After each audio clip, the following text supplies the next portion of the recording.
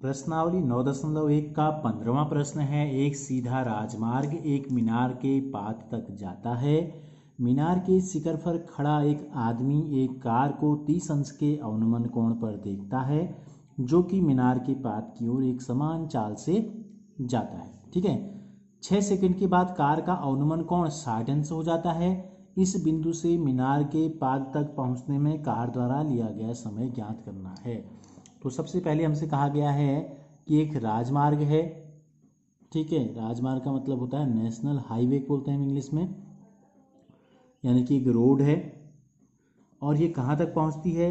Last जो इसका है ये है मीनार के पात तक। यहाँ से रोड आ रही है, कहाँ तक गई? मीनार की जड़ तक गई। ठीक हो गया। मीनार के शिखर पर एक व्यक्ति खड़ा है और इस व्यक्ति की हाइट हमको नहीं दी गई है, तो हम ये मानते हैं कि इस मीनार की तुलना में जो व्यक्ति की जो ऊंचाई है, लंबाई है, वो नगण्य है, ना के बराबर, बहुत कम है। ठीक है, तो इसलिए इस व्यक्ति को हम नहीं दिखा रहे हैं उसकी हाइट को। और यहाँ से आ रही है मीनार की तरफ एक गाड़ी आ रही है, एक कार आ रही है। एक कार जो है वो कहाँ की तरफ आ रही है? मीनार की तरफ आ रही है। और ये व्यक्ति यहाँ से इस कार को देखता है, तो जब ये व्यक्ति अगर सामने अगर देखे इस प्रकार से, तो इसकी आंखों की जो सीध होगी रेखा, क्षैतिज रेखा बनेगी आपकी इस दिशा में यहाँ।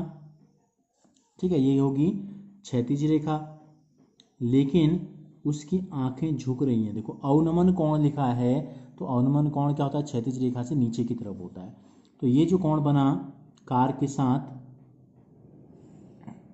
ठीक है, ये कोण बना 30 अंश के अवनमन कोण पर। 30 अंश का आंखें झुक गई इसकी। तो अगर ये 30 है तो ये भी कितना होगा? 30 अंश होगा। क्यों होगा? पहले भी हमने आपको बताया है। तो कोई क्षैतिज रेखा जो है ये जो नेशनल हाईवे जो है इसके बिल्कुल पैरेलल होगी। ठीक है, तो जब एक तिर्यक रेखा इस प्रकार से काटती है तो ये जो होते हैं अंतः एकांतर कोण बराबर होते हैं जब दो समांतर रेखाओं को एक तिर्यक रेखा काटती है। ये 30 है तो ये भी 30 अंश हो गया। कुछ देर के बाद, कितनी देर के बाद? 6 सेकंड के बाद। 6 सेकंड के बाद कार का अवनमन कोण 60 अंश हो गया। व्यक्ति तो यहीं पे खड़ा रहा, लेकिन जो कार थी वो एक समान चाल से चल रही, उसकी स्पीड न ज़्यादा हुई न कम हो गई। ठीक है, तो कहाँ पहुँच गई गाड़ी? 6 सेकंड के बाद माना कार आपकी यहाँ पहुँच गई। ठीक है, फिर उसने देखा इस कार को, तो इस कार का जो अवनमन कोण अब बना, अब ये बन गया 60 अंश का। ये 60 है इस रेखा के साथ, तो इस रेखा के साथ यहाँ भी क्या हो जाएगा? 60 अंश हो जाएगा। माना मीनार की ऊंचाई ए बी है, ये पॉइंट सी है और ये पॉइंट डी है।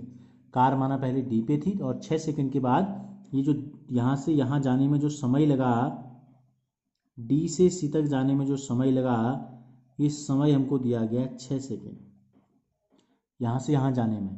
और हमसे ये पूछा है कि इस बिंदु से मीनार के पाद तक पहुँचने में कार द्वारा लिया गया समय ज्ञात करना है। सी से बी तक पहुँचने में कितना समय लगेगा ये हमको ज्ञात करना है। हमको देखो क्या निकालना है, हमको बताना है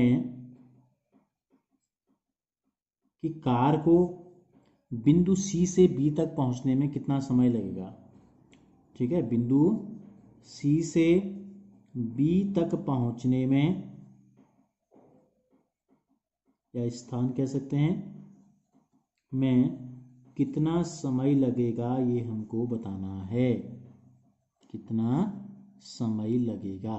और दिया क्या है?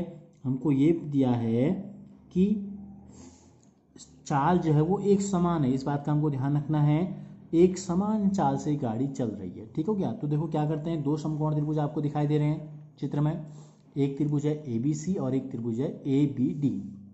तो ए बी सी लेते हैं। देखो समकोण त्रिभुज ए बी सी में हमको बताना है सी से बी तक की दूरी, यानी कि बी सी हमको बतानी है। ठीक है, और मीनार की हाइट हमको पता है? नहीं पता है।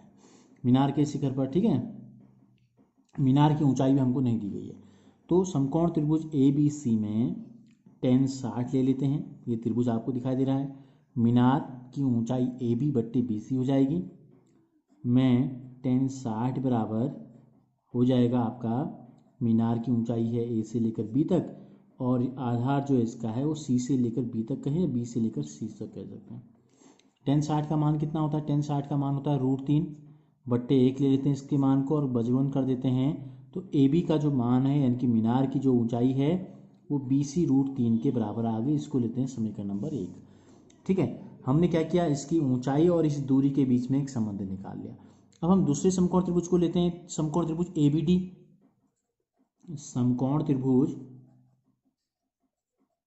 ABD में लेते हैं। ठीक है, समकोण त्रिभुज क्या लेते हैं? ABD में। देखो ABD में क्या है, यहाँ पे मैं रफ बना देता हूँ छोटा। देखो ये है A, ये है B, यहाँ था C और यहाँ है D। तो B से लेकर D तक की जो दूरी है कितनी हो जाएगी? DC हमको पता है, DC भी हमको पता नहीं। हमको ये पता है कि इतनी दूरी जाने में 6 सेकंड लगती है, केवल हमको ये टाइम पता है, न गाड़ी की स्पीड पता है। ठीक है, तो अभी हम लेते हैं इसमें ये कोण 30 अंश का है, तो हम लेते हैं tan 30 बराबर।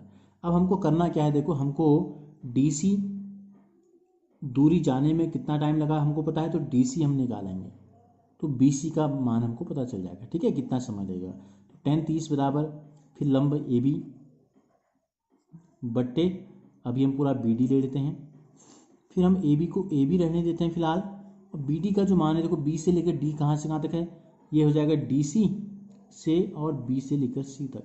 B से लेकर C तक की दूरी, D से लेकर C तक की दूरी को जब जोड़ेंगे तो ये पूरा बनेगा BD। तो इसके स्थान पर हम रख देते हैं DC धन BC। ठीक हो गया। tan 30 का मान कितना होता है? tan 30 का मान होता है 1/√3, ये हमने मान यहाँ रख दिया। अब हम बजगुणन कर देते हैं इस प्रकार से, तो ये हो गया DC एकम DC धन BC एकम BC। AB गुणा √3 हो गया, AB √3 हो गया। इसको लेते हैं समीकरण नंबर 2। अब समीकरण नंबर 1 से AB का मान क्या है? BC √3। तो अगर हम ये रखते हैं AB के स्थान पर BC, तो BC और DC आएगा, इस पूरे समीकरण में केवल BC और DC रह जाएगा। तो हम BC और DC का मान एक संबंध निकाल लेंगे। ठीक है, तो देखो DC के स्थान पर तो कुछ नहीं करना है और यहाँ BC के स्थान पर भी हमको कुछ नहीं करना है। हमको इस AB का मान रखना है, कितना है AB का मान? BC √3। तो ये हम रख देंगे BC √3, ये हमने केवल AB के स्थान पर रखा और गुणा √3 एक पहले से मौजूद है। यहाँ लिख देंगे समीकरण 1 से, समीकरण 1 से क्या क्या हमने समीकरण 1 से AB का मान इसमें रख दिया। आप चाहें तो पूरा लिख लें समीकरण 1 से AB का मान रखने पर। अब देखो √3 गुणा √3 कितना हो जाएगा? 3 BC बचा एक, केवल एक BC यहाँ है और यहाँ एक DC है। तो DC बराबर 3 BC धन BC को दूसरी तरफ ले जाएंगे तो ऋण BC हो जाएगा। 3 BC में से एक BC घटाएंगे तो 2 BC आ जाएगा। ठीक है, तो DC हमको BC बताना है, BC से लेकर B तक जाने में कितना टाइम लगा हमको ये बताना है। तो ये दूरी हम निकाल लेते हैं। तो BC का मान हम निकालते हैं, केवल यहाँ BC को यहाँ अकेले छोड़ देते हैं, 2 गुणा में है तो ये आ जाएगा DC के साथ बट्टे में। तो हमको ये पता चल गया BC जो है वो DC का आधा है। समीकरण नंबर 3, BC जो है वो DC का आधा है, BC DC के आधे के बराबर है। अब देखो चूंकि कार की चाल क्या है? एक समान है, माना कार की चाल ले लेते हैं। ठीक है, माना कार की चाल को कुछ मान लेते हैं। कार की चाल हमने ले ली x, ठीक है, किलोमीटर प्रति घंटा ले लें, या जो भी चाल की का मात्रक होगा। दूरी हमको पता नहीं है किस में है। ठीक है, माना दूरी भी किलोमीटर में है, तो माना कार की चाल x इकाई ले लेते हैं, मीटर प्रति किलोमीटर कुछ भी हो सकता है, प्रति सेकंड। देखो समय हमको सेकंड में दिया गया तो प्रति सेकंड हम ले लेते हैं। ठीक है, माना कार की चाल हमने ये ले ली।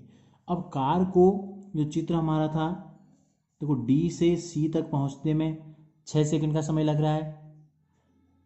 ठीक है, चाल पता चल गई। D से C तक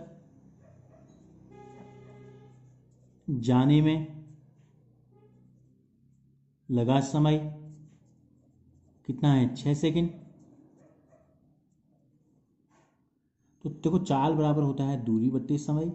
हमको दूरी बतानी है, D से C तक की दूरी पता है हमको, इसलिए ठीक है, देखो दूरी बराबर, चाल बराबर सूत्र होता है दूरी बट्टे समय। ठीक है, तो दूरी बराबर हो जाएगा चाल गुणा समय, चाल गुणा समय। तो दूरी क्या है, डी से सी तक की दूरी डी सी का जो मान है x गुणा 6 के बराबर हो गया, यानी कि 6x इकाई, मीटर किलोमीटर कुछ भी हो सकता है, ठीक हो गया, मीटर ही होगा क्योंकि देखो मीनार किलोमीटर में तो होगी नहीं, ठीक है। तो ये हो गया डी सी बराबर 6x, यानी कि 6x इकाई। तो डी से सी तक की दूरी हमको पता चल गई कितनी है, 6x। चाल के पदों में अगर हम कहें तो 6x है। तो इसलिए बी सी कितना हो जाएगा, बी सी का मान क्या आया था अभी, डी सी बट्टे 2 आया था। तो डी सी का मान 6x बट्टे 2 कितना हो गया, 3x। दूरी जो भी होगी इकाई में, ये हमको पता चल गया। तो हमको ये बताना है पी से सी तक जाने में समय कितना लगेगा। तो समय बराबर, ठीक है, बी से सी तक जाने में जो समय लगेगा ये होगा दूरी बट्टे चाल के बराबर। किसके बराबर होगा, दूरी बट्टे चाल के बराबर।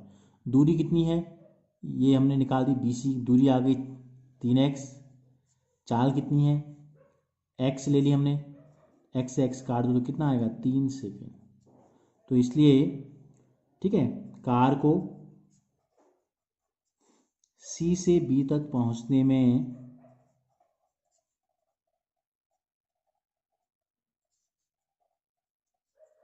समय लगेगा बराबर 3 सेकेंड का समय लगेगा। यही हमसे पूछा था। बस क्या करना है हमें, दूरी से संबंध हमने देखो BC का मान DC के पदों में निकाला हमने दो त्रिभुजों से। उसके बाद हमने कार की चाल को कुछ मान लिया और फिर इतनी दूरी जाने में कितना समय लगता है, DC का मान दूरी हमने निकाल ली चाल के पदों में, तो उससे हमारा समय का पता चल गया।